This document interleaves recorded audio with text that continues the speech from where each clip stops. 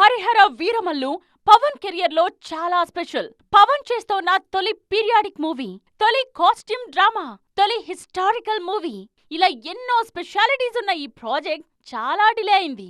2022లోనే release కావాల్సిన ఈ cinema final గా 2025 జూన్ 12న ప్రేక్షకుల ముందుకు రానుంది. ఫోక్లోర్ జానర్ సినిమా, అందులోనూ భారీగా విజువల్ ఎఫెక్ట్స్ నీడున్న సినిమా చేయటం అంటే మామూలు విషయం కాదు. ప్రీ ప్రొడక్షన్ నుండి పోస్ట్ ప్రొడక్షన్ వరకు ప్రతి విషయంలోనూ ఇబ్బందులుంటాయి. అందుకే గతంలోనూ ఈ ఫార్మాట్లో వచ్చిన సినిమాలు రిలీజ్ విషయంలో ఆలస్యమయ్యాయి. అరుంధతి లాంటి సినిమా రిలీజ్ కోసం కళ్ళు కాయలు కాచేలా ఎదురుచూడాల్సొచ్చింది.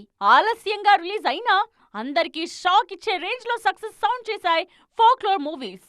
బాహుబలి, RRR లాంటి సినిమాలు కూడా ఎన్నో వాయిదాల తరువాతే ప్రేక్షకుల ముందుకొచ్చాయి. అయితే ఈ సినిమాలు క్రియేట్ చేసిన రికార్డ్స్ గురించి దేశం మొత్తం మాట్లాడుకుంది. ఇప్పుడు హరిహర వీరమల్లు విషయంలో కూడా అలాంటి పరిస్థితే కనిపిస్తోంది.